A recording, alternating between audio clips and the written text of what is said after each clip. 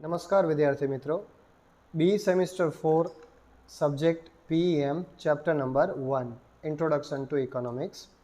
आ most important question है विद्यार्थी मित्रों। लॉन्ग क्वेश्चन में पण पूछाय छे अने शॉर्ट क्वेश्चन में पण पूछाय छे अने अलग अलग रीते आ क्वेश्चन पूछातो होय छे। तो आ क्वेश्चन ने आज आपणे समजीए।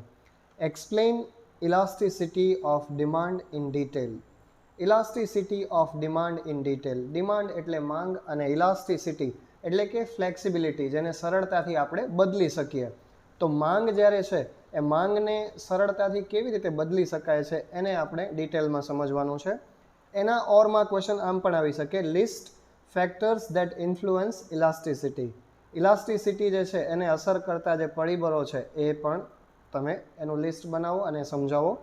Explain the determinants of elasticity of demand. एटले के जे इलास्टिसिटी है, डिमांडनी इलास्टिसिटी के मांग है एनामां जे फेरबदली थई शके छे अथवा परिवर्तन थई शके छे एने असर करता परिबळो कया छे ए समजावो। तो सौथी पहेला आपणे समजीए meaning of elasticity of demand. एटले के डिमांडनी अंदर जे मांग है ए मांगनामां फेरफार थाय छे एनो अर्थ शुं छे ए समजीए। The elasticity of demand is a measure of change. Elasticity of demand is a measure of change. एक जे बदलाव थाय छे एने मापवा माटेनो छे in the quantity demanded in response to the change in the price of the commodity. एटले के कोई पण वस्तु छे एनी किंमतमां जे फेरफार थाय छे, किंमत बदले छे एने कहे छे elasticity of demand. The elasticity ए शुं छे के जे मांगना लीधे ए वस्तुनी किंमतमां फेरफार थाय त्यारे जे वस्तुनो जथ्थो होय ए जथ्था पर जे असर थती होय ने एने कहेवामां आवे छे elasticity. The effect of a change of price on the quantity demanded is called as the elasticity of demand. The effect of a change of price एटले के किंमत पर जे किंमतमां जे फेरफार थाय छे एनी जे असर छे केना पर असर पड़े छे, द क्वांटिटी डिमांडेड एटले के ए वस्तुना जथ्था पर एनी असर पड़े छे अने एने कहेवामां आवे छे elasticity of demand. It is a measure of how much the quantity demanded. एक प्रकारનું ए माप छे કે how much the quantity demanded એટલે કે કેટલી વસ્તુ એટલે કે કેટલા જથ્થાની જરૂરિયાત છે એ માપન છે। વિલ ચેન્જ એટલે કે એમાં બદલાવ થશે ઇફ અનધર ફેક્ટર ચેન્જીસ, જો બીજું કોઈ પરિબળ એને અસર કરશે તો એની જે ક્વોન્ટિટી છે એનો જથ્થો છે એમાં ફેરફાર થશે। It indicates how much of a good or service buyers consume. It indicates એટલે કે બતાવે છે કે how much of a good or service buyers consume એટલે કે કોઈ પણ વ્યક્તિ છે, ખરીદનાર વ્યક્તિ છે, ગ્રાહક છે એ કેટલી વસ્તુ કે કેટલી સેવા પોતે ખરીદે છે when the price changes, જ્યારે ભાવ અથવા તો જ્યારે કિંમત બદલે છે ત્યારે ગ્રાહક એ કેટલી વસ્તુની ખરીદી કરી શકે છે એ બતાવે છે। Elasticity greater than 1 is called elastic. જ્યારે ઇલાસ્ટિસિટી છે એ ગ્રેટર ધેન 1 એક કરતાં વધારે હોય ત્યારે એને ઇલાસ્ટિક કહેવામાં આવે છે, એટલે કે ફ્લેક્સિબલ કહેવાય। Elasticity less than 1 is called inelastic. Elasticity less than 1 એટલે કે ઇલાસ્ટિસિટી છે એ એક કરતાં ઓછી હોય ત્યારે એને ઇનઇલાસ્ટિક કહેવામાં આવે છે। અને elasticity equal to 1 is cold unit elastic. Elasticity equal to 1 એટલે ઇલાસ્ટિસિટી છે એ એક કરતાં બરાબર છે, એકને બરાબર છે ત્યારે એને યુનિટ ઇલાસ્ટિક કહેવામાં આવે છે। It helps in setting prices for maximum profit એટલે કે એ શેમાં મદદરૂપ થાય છે, વધુ પડતો નફો, જ્યારે વધુ પડતો નફો આપણે સેટ કરવો હોય ત્યારે આ ઇલાસ્ટિસિટી છે એ મદદરૂપ થાય છે। Determinants of elasticity of demand. હવે સમજીએ કે ઇલાસ્ટિસિટી ઓફ ડિમાન્ડ એટલે કે જે માંગ છે એનામાં જે ફેરબદલી થાય છે અથવા તો એમાં જે પરિવર્તન આવે છે એને અસર કરતા પરિબળો કયા છે।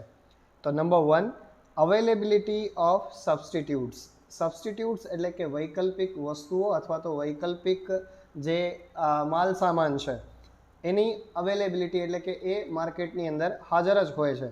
The substitutes are the goods which can be used in place of one another. Substitute એટલે કે વૈકલ્પિક વસ્તુઓ છે એ શું છે, એ એક પ્રકારની વસ્તુઓ છે કે માલ સામાન છે જે આપણે એકબીજાના બદલે ઉપયોગમાં લઈ શકીએ છીએ। The goods which have close substitutes are said to have elastic demand.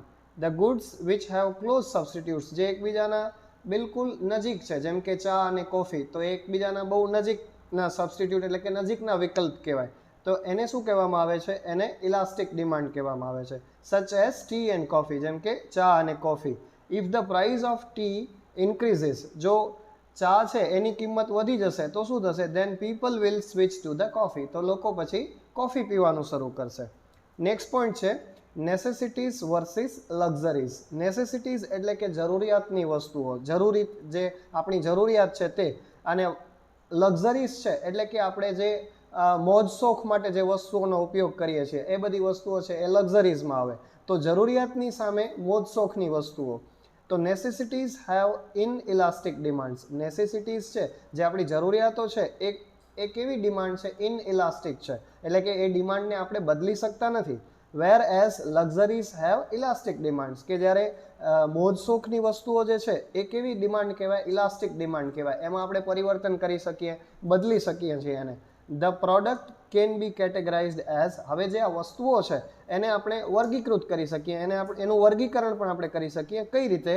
Luxury, convenience and necessary goods. Luxury એટલે આપણા માટે જે મોજ શોખની વસ્તુઓ છે એવી. કન્વિનિયન્સ એટલે કે આપણને જે વસ્તુઓથી સગવડ મળી શકે છે. એન્ડ નેસેસરી ગુડ્સ, કે જે વસ્તુઓ આપણને ફરજિયાત જરૂરી છે જ આપણા માટે અને આપણને લેવી જ પડે એવી છે. તો એમાં food and clothing are necessities of life.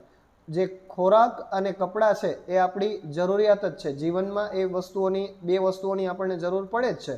Which is ઇનઇલાસ્ટિક, એટલા માટે એ જે વસ્તુઓ છે એ ઇનઇલાસ્ટિક છે, એને આપણે બદલી શકતા નથી. As their demand can't be postponed, જેમ કે એની જે ડિમાન્ડ છે, એની જરૂરિયાત છે, એને આપણે બદલી શકતા નથી અથવા તો એને ટાળી શકતા નથી.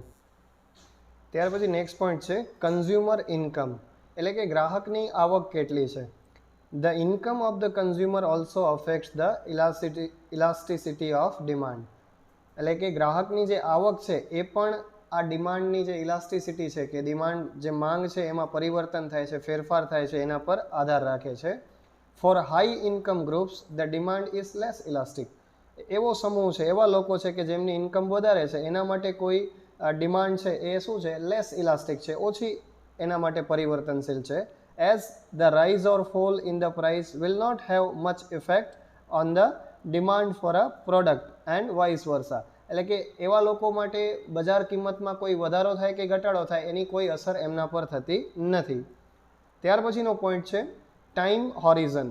ટાઈમ હોરિઝન એટલે કે સમયની જે ક્ષિતિજ છે, કે લાંબો સમય છે એ કઈ રીતે ડિમાન્ડ પર આધાર રાખે છે અથવા તો એના પર કઈ રીતે, એના કયા પરિબળો અસર કરે છે. Goods tend to have more elastic demand over longer time horizons. Goods tend to have more elastic demand. એવા માલ સામાન છે કે જેમનું વલણ છે એ લાંબા સમય માટે હોય છે. When the price of gasoline rises, જ્યારે ગેસોલિન છે એના ભાવમાં, એની કિંમતમાં વધારો થાય છે, its demand falls slightly in the first few months.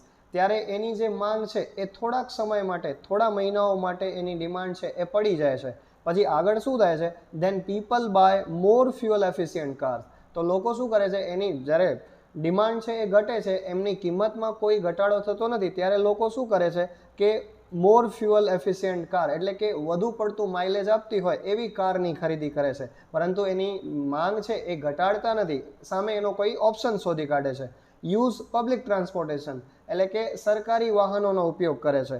And move closure to work place with the time, અને સમય સાથે એ જે એમનું વર્ક પ્લેસ છે, જે કામ કરવાનું સ્થળ છે, એ એમની નજીક પહોંચી જાય છે. એટલે એનામાં કોઈ ફરક પડતો નથી. ત્યાર પછીનું નેક્સ્ટ ફેક્ટર છે ડેફિનેશન ઓફ ધ માર્કેટ. માર્કેટની વ્યાખ્યા. The elasticity of demand in any market depends on narrowly defined markets and broadly defined markets.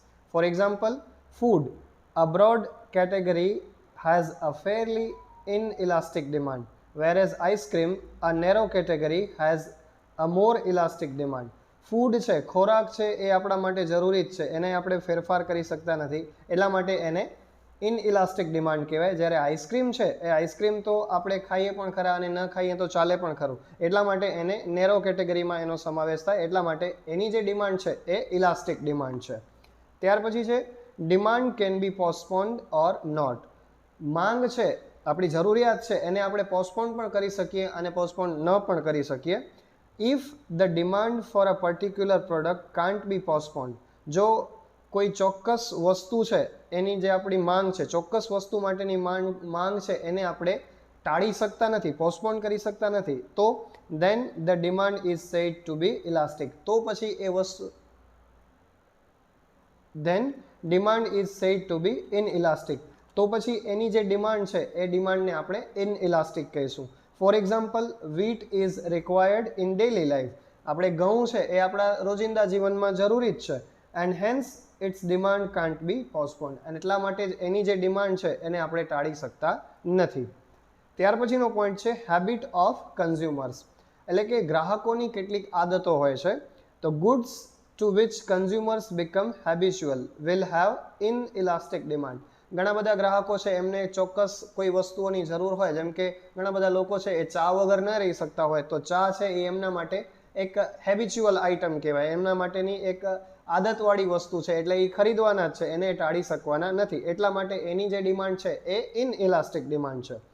ત્યાર પછીનો લાસ્ટ પોઈન્ટ છે પ્રાઇસ લેવલ, એટલે કે કિંમતનું જે સ્તર છે, બજાર કિંમત કે જે કોઈ પણ વસ્તુની કિંમત છે એનું જે સ્તર છે, લેવલ છે એ. Elasticity of demand will be high at higher level of the price of the commodity and low at lower level of the price. Elasticity of demand will be high, એટલે કે જે ડિમાન્ડની ઇલાસ્ટિસિટી છે, જે ફેરબદલી છે, પરિવર્તન છે, વિલ બી હાઈ. ક્યારે હાઈ થશે? જ્યારે એની કિંમત વધશે ત્યારે એનામાં પણ ફેરફાર થશે, વસ્તુની અંદર પણ ફેરફાર થશે. And low at lower level of price, અને એની જે ફેરબદલી છે, પરિવર્તન છે, એનામાં પણ ઘટાડો થશે જ્યારે વસ્તુની કિંમતમાં ઘટાડો થશે ત્યારે. તો વિદ્યાર્થી મિત્રો, આ રીતે આ તમારો ક્વેશ્ચન છે એ ખૂબ જ મહત્વનો છે. આપ બરાબર એને ધ્યાનથી વાંચવાનો પ્રયત્ન કરશો, સમજવાનો પ્રયત્ન કરશો, તો તમને સારામાં સારા માર્ક્સ મળી શકશે.